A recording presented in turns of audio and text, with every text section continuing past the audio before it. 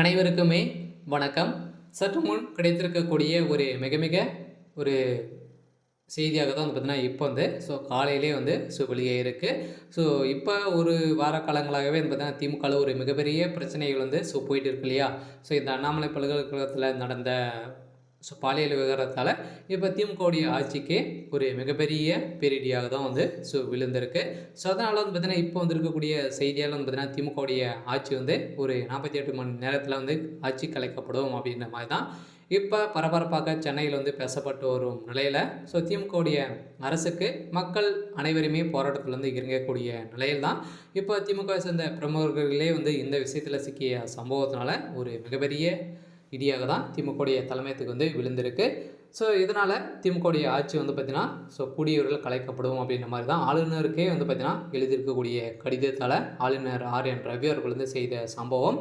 கூடியவர்கள் இதுக்கு தகுந்த பதிலடி திமுகவில் இன்னும் ஒரு 48 மணி நேரத்தில் அனைவருமே பார்ப்பீங்க அப்படின்ற மாதிரி தான் இப்போ வெளியே இருக்குது. ஸோ இதை பற்றி இந்த வீடியோவில் பார்க்கலாம். ஸோ அதுக்கு முன்னாடி நம்ம சேனலுக்கு இப்போ தான் முதல் முறையாக வந்திருக்கீங்க அப்படின்னா மறக்காமல் நம்மளுடைய சேனலை சப்ஸ்கிரைப் பண்ணி சப்போர்ட் பண்ணுங்கள். ஸோ வாங்க வீடியோக்குள்ளே போகலாம். ஸோ பார்த்தீங்கன்னா, திமுகவுடைய ஆட்சிக்கு பார்த்தீங்கன்னா, இப்போ ஒரு மிகப்பெரிய கேள்விக்குறியாக தான் ஆயிடுச்சு இல்லையா? ஸோ ஏற்கனவே நிறைய பிரச்சனைகள் இருந்தாங்க. ஏற்கனவே உதயநிதி ஸ்டாலின் அவர்கள் துணை முதல்வராக பொறுப்பேற்றிலிருந்தே திமுகவுடைய உட்கட்சிக்குள்ளே நிறைய மோதல்கள், கலவரம், சலசலப்புகள் ஏற்பட்டு இருந்தது.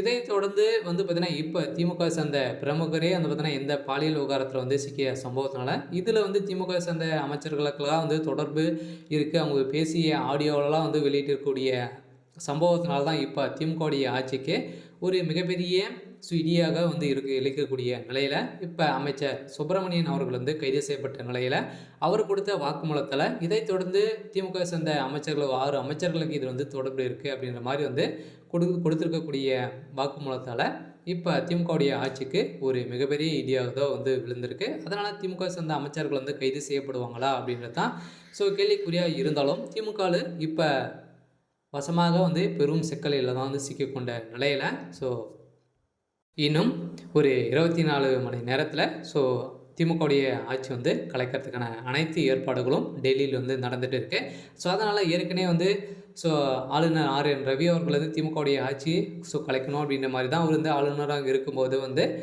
நிறைய முயற்சிகள் எடுத்துகிட்டு வராங்க. திமுகவுடைய ஆட்சி சட்ட ஒழுங்கை மீறி மக்களிடையே பார்த்திங்கன்னா எந்த ஒரு எதிர்பார்ப்புகளும் இல்லாமல் அவங்களுடைய சொந்த விஷயத்துக்காக மட்டுமே கொள்ளை ஊழல் தான் திமுகவுடைய அரசு செஞ்சுட்டு வருது அப்படின்ற மாதிரி மக்களிடையே எதிர்பார்க்கப்பட்ட வேலையில் இப்போ திமுகவுடைய ஆட்சிக்கு ஒரு முற்றுப்புள்ளி வைக்கக்கூடிய சம்பவம் நடந்திருக்கு.